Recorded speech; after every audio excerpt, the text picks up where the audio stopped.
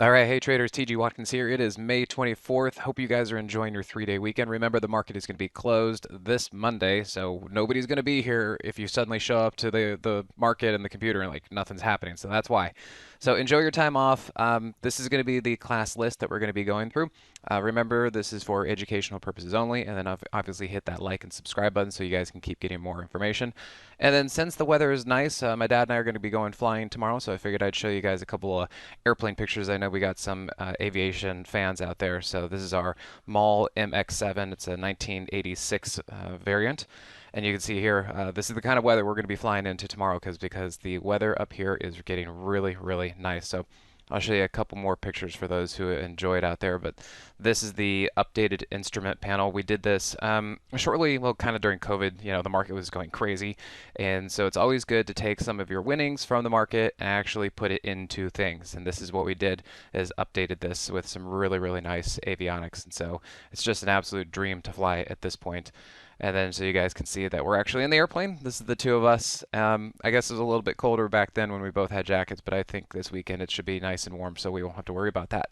So anyway, if you guys are airplane fans, aviation fans, be sure to comment. Let me know what you guys have or what you fly. I know we've got a lot of pilots out there, and especially me being the profit pilot. I hope you guys enjoy these kind of things.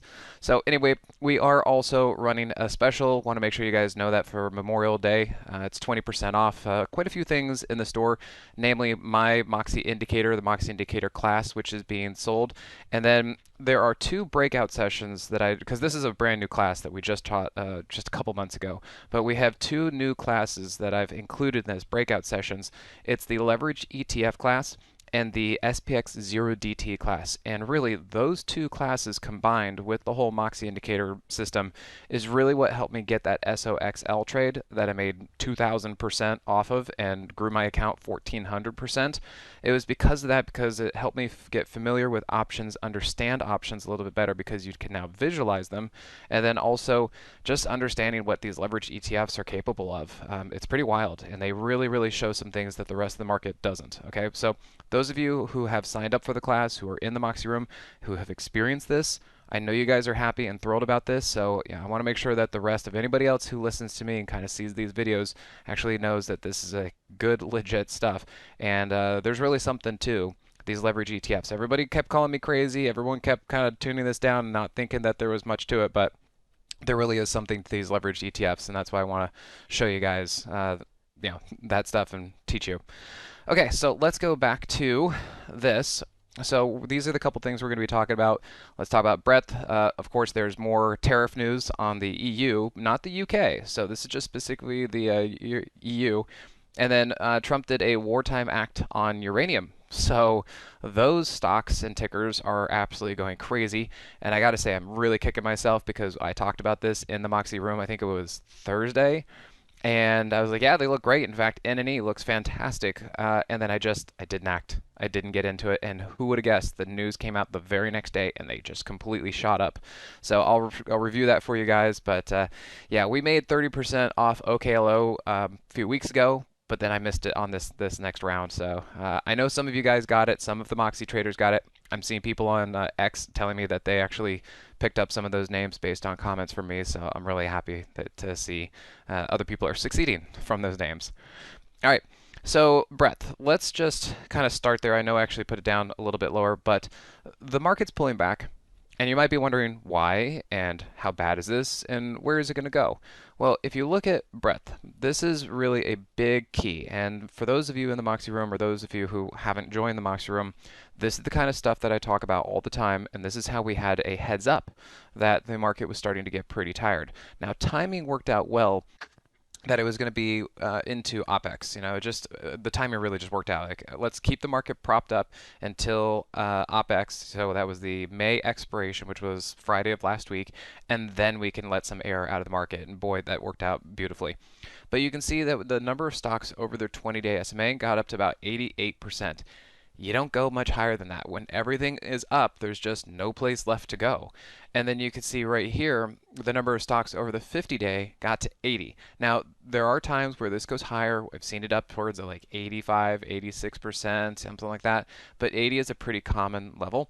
And you can see that that's another area where it just doesn't go that much further.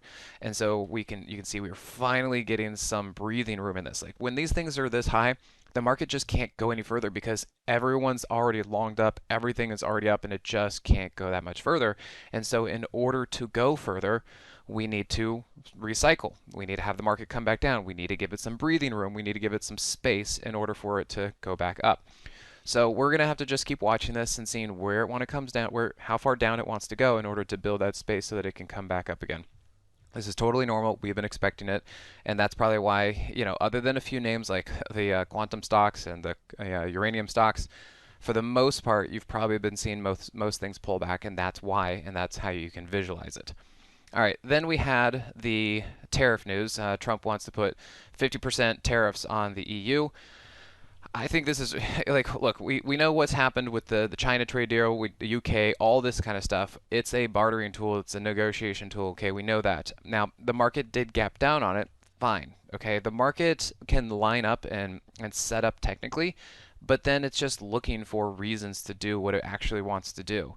So when the market was going up, it's just looking for reasons to go up. And when the market's ready to come back down, it just needs those reasons. And the first reason I think was right here. It was the bond auction, apparently bad bond auction, all that kind of stuff. Okay, that might be a little bit temporary, but it got the ball rolling. So you can see price started to come down. And then, I mean, this is just amazing. Look at this. Price ran right into the underside of the moving average right here, and you can see it ran right into the underside of the moving average, both exactly at the same time that news came out. Okay, I'm telling you, the technicals and news often line up. It's crazy. It's like we're living in a simulation, but that is how that happens. And so we continue to go down.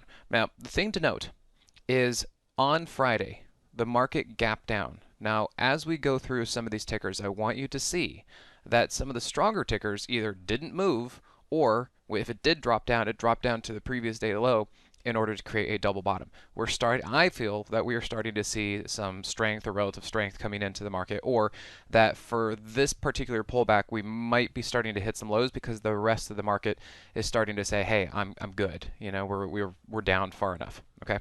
And then of course the wartime act on uranium. So we'll talk about that with some other stocks. So SPX, we also know that price almost, I mean, we got within, I think, 30 points of 6,000, which if you guys remember from a few videos ago, I was calling for 6,000. So I'm going to say that's pretty darn close, and that pretty much accomplished the 6,000 that I was looking for. But you can see here, we just got really, really overbought. We got very stretched. It was pulling away from the moving averages, everything else like that. And then the real key, when we started to see the market transition from an uptrend to at least a pullback, is look at this 15-minute time frame. You see how the Moxie indicator was staying below zero, even though price right here was actually above the 15-minute 50. The Moxie indicator was a leading indicator telling you that this didn't want to go up. We were really just waiting for momentum to come out of this and then start to transition. And then you can see here, as we started to get underneath that moving average on the 15-minute time frame, that price started to come back down. So this is all pretty expected. We sold some call credit spreads on the market, all that kind of stuff. In fact, we even sold a put credit spread Friday morning and made 50% off of it. So, pretty happy about the moves that we've been having in through here, and we're just kind of waiting for the market to do its thing. Now, I will say two more things and then we'll move on. Number one, I think that this pullback into around the daily 21 is probably going to be the first area of support. And if the market wants to continue going higher, it should go higher from that area. It doesn't have to happen immediately, but generally from that area. The other thing is, if the market wants to go lower, let's say maybe it actually wants to come back down to the daily 50, well then if it comes down like this, bounces, and then comes lower, that's possible. So if that's going to happen, we're going to have to give it a few more days in order to really figure that out, and hopefully we can kind of see ahead of time. But for now, I'm going to be leaning towards the market is doing a pullback. I want to see it go higher, and I'm not sure it's going to be doing a more major pullback, but we're going to have to wait and see on that.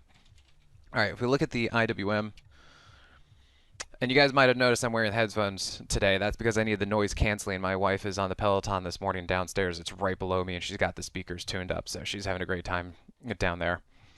All right, so as far as we talk about IWM, it had the gap from the China trade deal news, and you can see here it's now filled the gap, and it's come all the way back down, and look where it is. Back down to the daily 50. That's great. And look what's happening. We also have a Moxie price trigger happening as the price is pulling back, so that's good too. Now, the SPX, the IWM, all these things, they had negative divergence. You can see price was going higher. Notice how the Moxie Indicator did not want to go higher. So that was another clue last week that we could see that this thing was starting to top out and all that. So IWM is already coming back to daily 50 support. We can look at the Dow. It's basically doing the same thing. Everything's pulling back. You can see here, it's filled the gap, and now it's coming back into the daily 50. I'm not so sure that the SPX is going to come back down to the daily 50. That means these things would have to go even further. So we'll have to, it's a little bit of a moving target, but we'll have to see how that goes.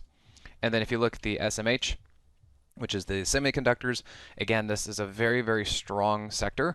It's not impervious, so it also needs to come back down because look at this, that was just up in midair. I mean, that's just floating in midair. It's kind of like my dad and I flying the airplane, okay? You're just like way above the clouds and it's not touching anything.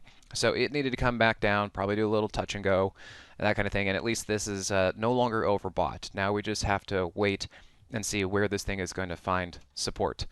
So we got that. Showed you guys breadth, and then how about the put-call ratio? This is another indication that the market was getting a little bit overcooked to the long side. You can see the put-call ratios got all the way back down to 0.7 just as this thing got to the high side. Now on the flip side, I'll show you the other way that we knew that the market was bottoming out was the put-call ratio got really, really high, and you can see that was the bottom of the market. So these are indications that the market just got a little too high, needs to rest a little bit and all that. Now here's another thing. The UVIX, which is the leveraged ETF of the VIX. This was another clue that we were looking at. Now, there are some things that I like to just talk to the Moxie crew about, and so all that. But what I want to show you is there was a setup. You see here, price down, Moxie Indicator up. We started seeing divergence, positive divergence on the UVIX. And if the UVIX is going up, that means the market is going to be going down. And look at this, right on cue. You can see right there where price started to get over the hourly 50, and that has been putting pressure on the market to the downside. So all of this stuff is moving exactly how it should be. It all makes sense, and now we just have to see how far and for how long does the market want to pull back. All right, then, yeah, remember we're going to be going through this list, so here's some names that we want to be talking about to kind of get you guys up to speed with what's going on with the market. And remember, like and subscribe with these videos so that you can find more of these. Okay, so let's go to Tesla, because if we look at Tesla, it has been holding, but I think this is actually looking pretty darn good, because if you look, this is why I want to show you guys the indexes and show you kind of everything else that's going on. Notice how IWM, small caps, they're already back down to their daily 50. SMH, the SPX, where are they? They're back down to their daily 21s. Where's Tesla? It's still at its daily 8 EMA. That is incredibly strong. Now, maybe things can change, but that is pretty darn strong that the market has been down and pulling back, and what has Tesla been doing? It has just been flagging. Okay, so this tells me that it's basically just a matter of time until this wants to go higher. That's at least my interpretation of this. Now, the reason why it's stalling here, other than the whole market was overbought and this thing got extended too, is if you look left, look at that. You got a big chunk of price right there, and it's right there. Okay, so it makes a lot of sense. It's finally running into some resistance, and I think the next step is that we go up to 400. So if the market can start moving up, and if Tesla can start moving up, I'm thinking 400, and that's going to be a pretty fun move for us. All right, Palantir, here's another indication I want to show you guys. Yes, Palantir made new all-time highs. It did break out. Great. But notice, the market also got a little bit stretched, so it's not going to be like, a lot of names aren't going to just keep going off on their own. 80% of names follow the market. Of course there are exceptions. I'll show you those exceptions. We know what they are. But for the most part, most names are going to follow the market. And you can see that this is a very gentle pullback, basically kind of just like a downward flag into support. So I think this is totally fine. You can see here it's coming back into the daily 21, which it did back here. So let's see if the daily 21 is support for now, and if it wants to go higher. Now, here's the thing I want to show you guys. Remember, the market made lower lows on Friday, didn't it? What did Palantir do? It did a double bottom and actually closed higher. Now again, this is just a little too early for us to actually confirm, but I think these are the kind of clues that we're starting to see, that names like this, they don't really want to keep going further down. They really just want to kind of go sideways to down to find some support. And when the market made lower lows, Palantir didn't really make lower lows, so I think that's a pretty good sign. Now let's look at crowd CRWD. There we go. This one is another one that a lot of us have been talking about.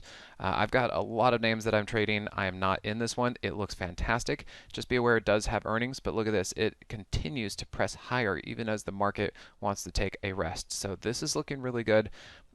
Yeah, I just don't see anything wrong with this name. It's looking fantastic, and it sure looks to me like if it can start to hold that high, then break out. Yeah, I think if the market starts to move up, the crowd will definitely start to move up in a big, big way. And there's lots of volume that's coming into this. So yeah, CrowdStrike is looking good. I think Cyber was also looking pretty good too.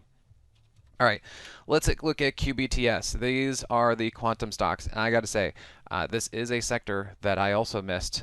Number one, QBTS jumped up on earnings. I'm really not much of an earnings player, so the fact that it went up on earnings, I was like, okay, fine, I missed it. But right here was actually a really good entry. You can see here, it basically just flagged and continued going higher. And I really actually didn't see this coming because I was looking at the whole market starting to pull back, and I figured, oh, well, this name is pretty much at resistance and the market's pulling back and it's kind of a speculative name, so let's see if it pulls back and we can kind of find another entry. Well, it did not. It decided to keep pressing, pressing, pressing. So I don't know exactly what the news is, but clearly something good is going on with this name and the sector, because you can see IonQ and RGTI are also kind of going with it. Massive amounts of volume, just huge volume coming into this thing, and clearly this name is wildly up here. So that's impressive, and I'm glad some of you guys were able to get into it. Now, it's getting a little bit up there. Nothing goes up forever, so just be aware that if you're going to be chasing this, it's probably a challenging place to get in. If you're in it, maybe take some profits and look for some other opportunities to get into it. But yeah, that has been a crazy, crazy move.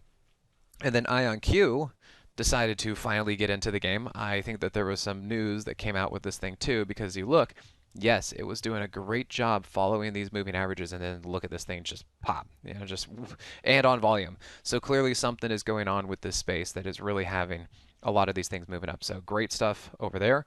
And then how about we talk about OKLO and the wartime uranium stuff. Now, we were one of the early people into this. The Moxie room actually took a trade right there, and we exited just before earnings because I don't always like to trade earnings. In this case, yeah, I missed out. But we made 30% on that move when the market was starting to come up and out. And then we talked about it right here as price was basically bull flagging into the hourly 50 SMA. And again, I was like, yeah, these things look good. And I should have gotten in. I absolutely should have gotten in. And then surprise, news comes out the next day. So I know a bunch of the Moxie traders. I know people who are on YouTube who follow me. You guys got into these names because of what I've been talking about with them and the theme. Fantastic. I'm glad that you guys are having a good time. I'm missing the boat right now, and I'll just have to find my next opportunity to get into something like this because yeah, N&E is another one that's looking good. I mean, again, I'm just kicking myself because we talked about this on the mic Wednesday or Thursday. I was like, yeah, that looks great. I was like, that looks fantastic. Looks like a great place to get in. Looks like a bull flag to me right there on the daily chart. And then the news came out, and these things are now up like 30% in one day. So, yeah, a little frustrating on that one. But hey, you can't trade everything. And then you got SMR basically looking the same thing as OKLO. I mean, obviously these names are just killing it. So this is why, hey, I think the market's going higher because these things are doing great. The market's looking strong, and I think the market's going to go higher. So I like how these are all looking. Okay, how about we take a look at Bitcoin, see what's going on right now. Bitcoin also broke out and made new highs. We traded BitX from here to here to here. So I'm very happy with what we did with that. And I do view Bitcoin as a little bit more speculative, kind of small cap, that kind of thing, growth stock, that area. And so I was expecting it to run into resistance and pull back with the market. But instead, I think it got a little bit more boost because of all the stuff that's kind of happening with the bonds and kind of all the finances out there. So maybe a little bit more of a boost. At this point, I still don't want to chase it. We got our 45 something percent out of BitX, and so I'm happy with that. And at this point, I just can't chase it. So I'm going to wait for this to come down. And an example of how, if you look at MSTR, if you want to look at this, this is the example of why I'm saying, hey, I'm going to wait for Bitcoin to pull back because the Bitcoin miners are pulling back. You can see MSTR came right into previous resistance, and what is it doing? Pulling back. And look where it did. There's your Moxie price trigger to the downside. Notice he had the Moxie price trigger to the upside, and he had the Moxie price trigger to the downside. So again, guys, if you do not have the Moxie indicator, if you want to have that class that I taught just a few weeks or months ago, this is how you can learn. Okay, we've got a 20% off sale this week and it expires Monday at midnight. So come pick it out, 20% off the Moxie indicator and the class, and you can see, I mean, look at that. Entry, exit. Great, great trades. The Moxie indicator is definitely on board like that. So that's MSTR. And then you can even see Mara. And Mara is following the exact same patterns that I teach out there. But look, there you go. There's your Moxie price trigger, and there's your Moxie price trigger. And it catches 90% of the trend. Heck, I mean, this one, it caught all of the trend. And look, we are getting a fresh Moxie price trigger on the daily chart. So we've had our first move up. I'm expecting to pull back, which it is. And I think we're going to go higher in the future. So I think that just let the market rest, let these things come down, let Bitcoin come down a little bit, and then we'll be able to catch the next opportunity and entry on this stuff. So far, all of these things are moving exactly how we want them to, and the Moxie indicator is all over it. So yeah, there's Mara, Bitcoin, Bitcoin miners, all that kind of stuff. Okay, Reddit. This was, I think, the only one that I've actually been stopped out of recently. Reddit just not quite doing it where I thought it was. We got into 2 positions right there, and then it immediately exploded like that. I'm thinking, fantastic, this is doing everything I want it to do. And then it started to pull back, and I'm like, huh, okay, well, it's pulling back a little bit more than I want. And we had to stop right there. And you can see as soon as it broke down, we got stopped out. Because what I'm trying to figure out is I thought that maybe the range for Reddit was right there. And anything lower was outside of the bounds of what I was going to be comfortable with. And so I didn't want to deal with that. And so you can see it broke down. We got stopped out. No big deal. So now I have to look at this and say, okay, well, what's the next step? Maybe Reddit has a bigger range. So instead of the little range that I thought it was going to be, maybe it's this bigger range. Okay, since I trade the leverage ETFs, that's more percentage than I want to give up. It's too risky. So I had a stop, and I want to make sure I don't give up too much. But I still watch this every day because I do think Reddit is going to go higher into the future. We just have to figure out when that's going to be. So I'm patiently waiting for the next opportunity for this to set up, and if it does, I'll get right back in. And that's kind of how we trade the market. You want to make sure that, because what you never know, what if this thing breaks lower and really just keeps going down? You don't want to deal with that. So you get stopped out, you exit, and you wait for the next opportunity. That's totally fine. We have been trading this thing a bunch of times, and we made, I think, 180% when we've had this thing first go up. Because remember, we traded Reddit from here to here to here. So yeah, I think it's going to come back again. We just have to be patient for it. Okay, then a couple other ideas. TEM, we are in this one. We've been adding to this. And if you look, this is another indication of what I think is happening to the market. Notice how the market, the SPX, made lower lows. Notice how TEM made a double bottom towards the end of this week. All right, so I do think that this is good. We've been adding to it. We're building a position, and I think eventually it's going to go higher. So we shall see about that. But you know, this is the Nancy Pelosi stock out there, and you know, AI related, all that kind of stuff. So it looks good. Look at the volume. So lots and lots of volume, and I think eventually it should break out. SoundHound, another one that's kind of in the AI space. And remember, we made 200 something percent, like right here. You can see that 220, 225% back when we were trading it there. And ever since then, we've been waiting because the market has been coming down. And now that things are finally starting to move back to the upside, I'm liking this. Now, we did take a quick shot up here. We are still in the position. I wanted to see if the market was still supporting, then something like this would have kept going, but it didn't because the market's pulling back. That's totally fine. Look at where we are. All we're trying to do is wait to see where this thing wants to come back down into support. And I mean, it hasn't broken, so it's coming right back down to the daily 50. Looks pretty good. And if you want to just kind of see comparison, I mean, look back here. And you can see, where did this thing get started? Right here. You see how price came down and down into support, and then it took off? So yeah, that's why I'm looking at this and saying, hey, this is looking pretty solid to me. I think it's trying to build some support in through here, and we'll see if it can eventually move up. If it doesn't, then we get out. But yeah, I think this is looking pretty constructive. And as I said, I do think the market's going to go higher eventually. We just have to kind of wait and do get the right spot. The fact that it's a 3-day weekend, people probably didn't really want to do too much, commit too much before the weekend. So let's see if next week, if we actually get some strength to the upside. Okay. Thank you everybody for tuning in. I hope you guys are having a good time. Remember to take some time off this 3-day weekend and go buy some coupons out here for our sales that we have. All right. Thanks guys. We'll see you next time.